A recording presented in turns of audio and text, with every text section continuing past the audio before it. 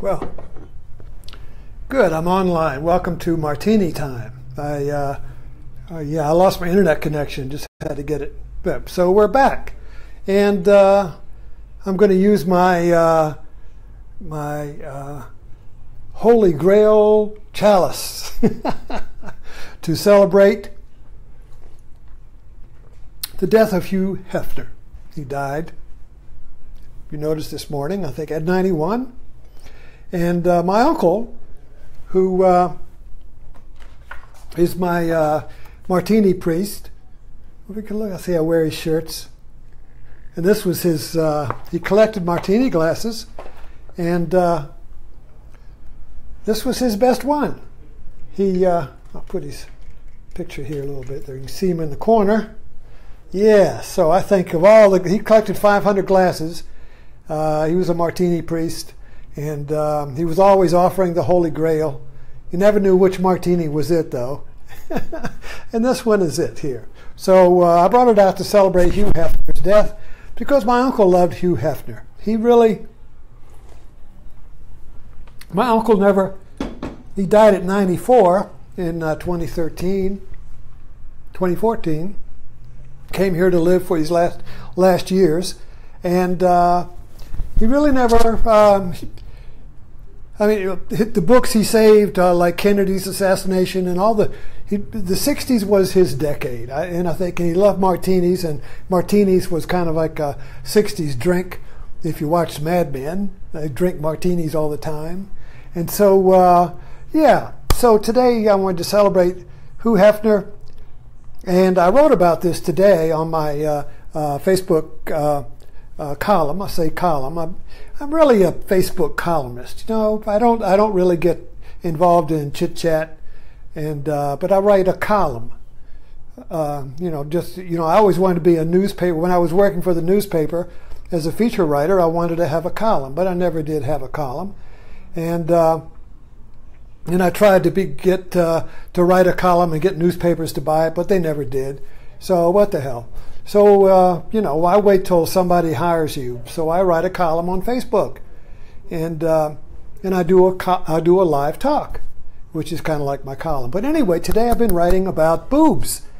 Thank you, Hugh Hefner, who introduced breasts to the puritanical American culture.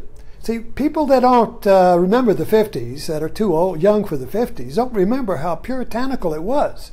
When I met my wife in 1959, she was wearing a girdle and a pantyhose, and you couldn't break through that armor. Yeah. Or a corset. She was wearing a corset. Yeah. Can you imagine what it would be like going on a date with your girl in a corset? So, Hugh Hefner took him out of the corset. So anyway, so I just really wanted to honor Hugh Hefner, and I began to think about the American culture is the breast culture, and my Uncle Tommy was certainly a breast man.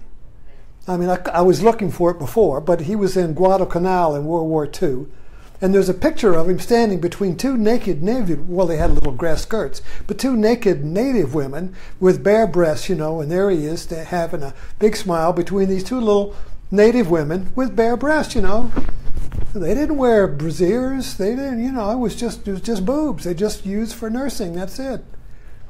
But in American culture, they're used for something else. So as my uncle, he always loved breasts, and he married an Italian model. I mean, Maria was beautiful, but after they got married, she kind of like became an Italian mother, and she stayed at home and cooked and had dinner ready for him. He'd come home and have a martini and dinner, but during the day he was a photographer in Tampa, and he was a playboy, and he would. Anyway, when I renewed my acquaintance with him, his wife had already died, and he spent all of his time going to restaurant bars where they knew his name, have a martini, and flirting with the waitresses. And So even though, so just boobs, if he couldn't resist, we would drive all the way out. I'd go down to visit. We'd drive all the way out to the Gulf, to Tarpon Springs, to a motorcycle bar called Molly Goodhead to have a lunch. And he'd like to go see Molly Goodhead. She had big boobs.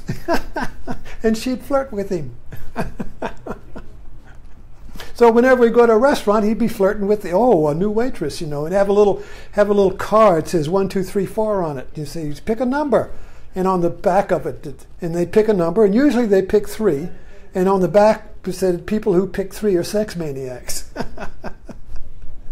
or whatever. But anyway, that's what he did. So when he came up here, he was not in his late 90s, and we have a friend of ours come over who had big boobs. And he was paralyzed in a chair with a stroke, and boy, he would go pow, right? And she said, well, what the hell? He's an old man. And I got a picture of him. I'll probably post it on my Facebook of him. It was his birthday. We had these boob head, like a pillow with boobs, like 2 big boobs here. Anyway, getting back to Hugh. Okay, so this is what. I tell you, martini in a fish chalice like this is really extra special. So I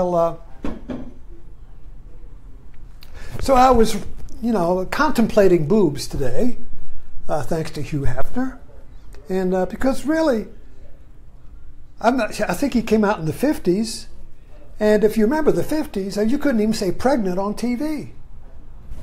And if you had Dick Van Dyke, they had to sleep in twin beds. The body was taboo in the 50s. I'm telling you. You couldn't mention the body. The body was taboo. The body was taboo. And so the field was right for Hefner to break out the boobs. And it was just, you wouldn't believe how attractive they were.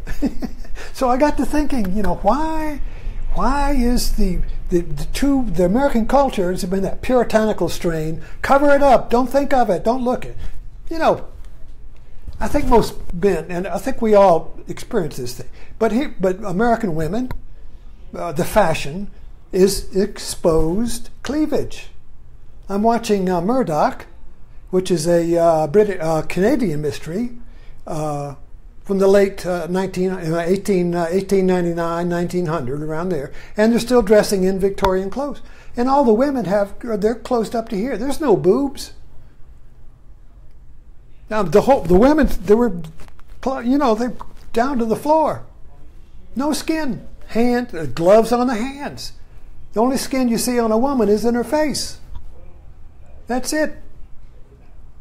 And so now then jump to the 60s and the miniskirt. So anyway, but in the 50s it was still that gradually that Victorian corseted, completely covered. You think Muslims were covered? Well, our women are covered too, but you could gradually see going from the 1900s and the 20s after World War, after every war, everybody breaks the women out. After World War I, the flappers came out. And then they kind of closed up again during the Depression. And then after World War II, started coming out again. And then in the 50s, a little more. And 60s, kabam, the whole body came out. And so the point I'm trying to make, because I remember back to the 50s, and that's how the taboo the body was. That's why Elvis drove people crazy, because he wiggled his hips. And black people were segregated and taboo because they were body people. They liked their bodies. And when they danced and sang, they were in their body. Their body sang. When American singers sang, it was just from the neck up. Bodies didn't move. Preachers didn't preach from the body. They stood behind the podium and just talked from the head. It's all talking heads. No body. No body. Separated. Right there. So boobs and a female body. Oh, and I was watching Apocalypse Now, and they had this great scene there where these bunnies came to a landing pad in the jungle, and they were out there dancing in their bikinis and with guns, and drove the troops just insane. They rushed the stage, and they had to helicopter the bunnies out of there. The soldiers would have torn them apart. Anyway, so I'm getting back to this idea of where is this breast culture? Where does this breast obsession come from? Now I was looking at my uncle, standing in that picture in Guadalcanal, standing between two native women who's just naked from the waist up. A little grass skirt. And so this whole idea, where did this obsession with, why are boobs used to sell everything? Look at our advertising. Look at our, I'm just looking for my timer, excuse me. Look at our advertising. Our advertising puts the boobs out there. You get an attraction, and then you're aroused, subliminally you're aroused, and then instead of getting the woman, well, would you like a car instead? So the advertising arouses the desire and then sticks a product in there. How about some deodorant? How about a beer? How about, whatever, so the ad arouses the subliminal erotic desire for the boob and then sticks a product in there. It works. So why is that, I ask today? I question things. I question our assumptions. I'm curious. My middle name is Sherlock. What is going on here? And then I was reading Joseph Chilton Pearce, who has been a great study and has been very revealing to me on the damage of the hospital birth. I know, when I grew up, I was born in 1936, and in the 30s and 40s, women had to give birth in a hospital, and the hospital in the 50s, and I guess they're still doing it, but maybe they're not as bad as they used to be. But it used to be a complete intervention of the hospital, the doctor knows best, of this male hospital, this male institutional thing, and they would intervene in between the natural birthing process of the child, of the mother and the child. So, first of all, the mother's drugged up if she doesn't have a cesarean. And then immediately when the baby's born, the umbilical cord is prematurely cut and the baby's snatched away and taken to a basket, and it doesn't see any human face, doesn't see the mother's face. They've got masks on, and so then they got bright lights and they're very squinting. It's just been in a dark womb, and it's not hearing the mother, it's not feeling. It's been in this womb for 9 months, with the mother's heartbeat and the mother's voice vibrating through the placenta, and it's just this bind. So she comes out, and so the baby is programmed to imprint on the mother's face and that nipple. And that stimulates the baby's immune system, and that triggers the mother's face and the breast, and holding triggers the development of the brain in this new womb. You see. And if that's missing, the baby is ketchup. Not red ketchup, but it's always catching up. It's missed its primal bonding, and the institution has interjected itself. Instead of breast milk, you stick bottled milk. Oh, you don't want that nasty breast milk. Bottled milk is best. Bottled milk is best, you see.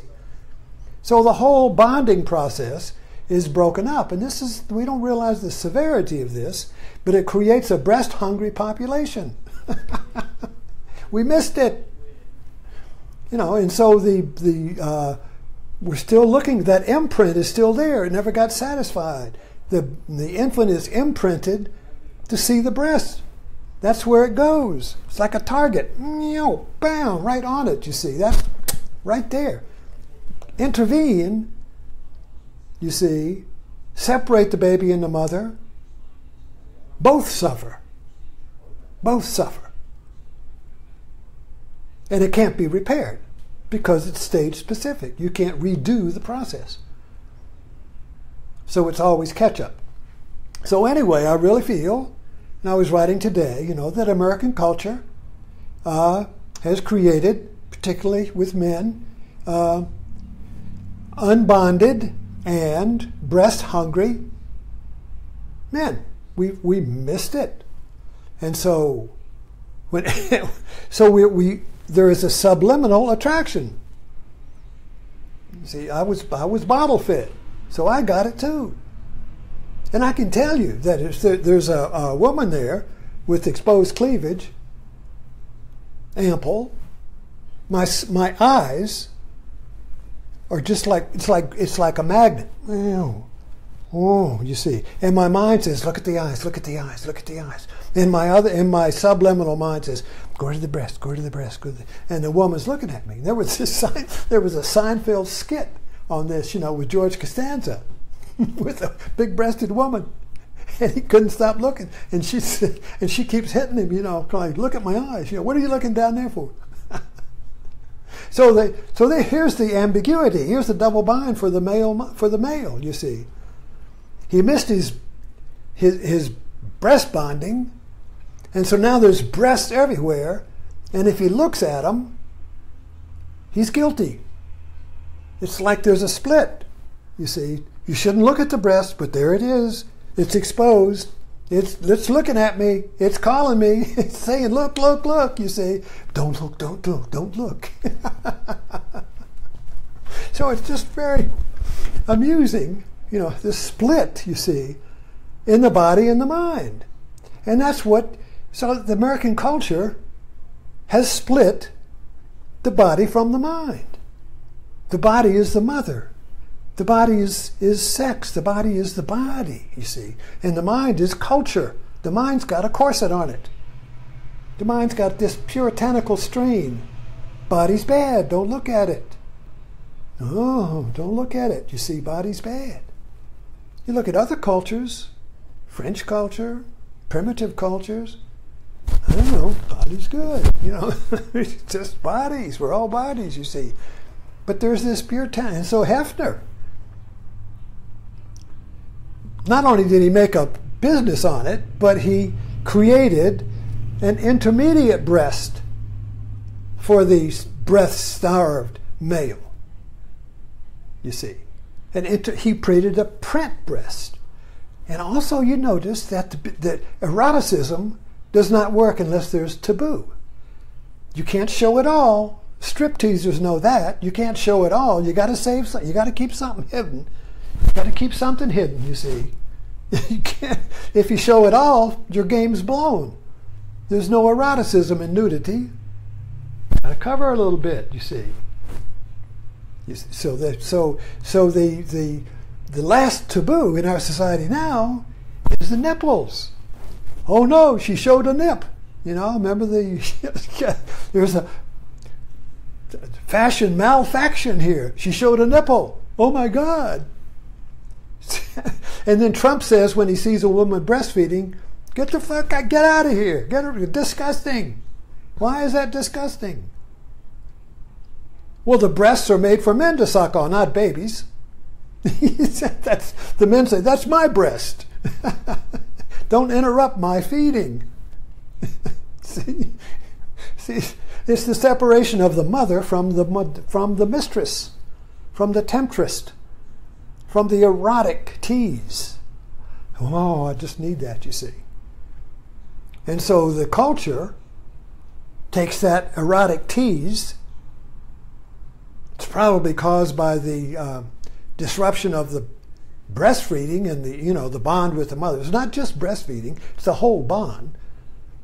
That bond, that abandonment, the feeling of being abandoned. That's what the infant feels like, abandoned. I'm in this basket. Where's my mother? So this abandonment, you see, is then capitalized on by our consumer society, and the advertising offers the breast. Oh, there it is, my long lost breast. Oh, good, I've got some beer. Oh yeah. Or a car, or what, a new razor blade, or whatever the product is. So we're sucking on these products like they're tits, but they don't last, you see. I don't know. What's new? So Hefner offered a new tit every month. So there was always a little more, The interesting thing about eroticism is that you got to keep something back. And so the thirst for the erotic in print, you see, was unsatisfiable. So they had to keep revealing a little more. So as you go along in the evolution of Playboy and the eroticism in American culture, is more and more female bodies are exposed. And finally you get, oh wow, you get to see the vagina. And oh wow, you get to see the nipples. Now you're just in a nudist magazine. See, where is it? It's all gone. So I take a drink to Hugh Hefner. So I remember back in the 60s, I had the back of my door was pinned up with Playboy centerfolds, and there was always the anticipation of the next Playboy coming out. And you got some interviews along with it, but no, it was the centerfold. It was the boobies. And what's going to be shown, and what's going to be exposed, and always the beckoning. Oh, come on. You see, the female body in these advertising is, come in. You're going to get it all if you come here. All right, I'm going to go. And then you get a product. Well, Hefner was buy the magazine. For advertising, it was buy the product, you see. And this is the engine, so our country, our consumer culture runs on boobs.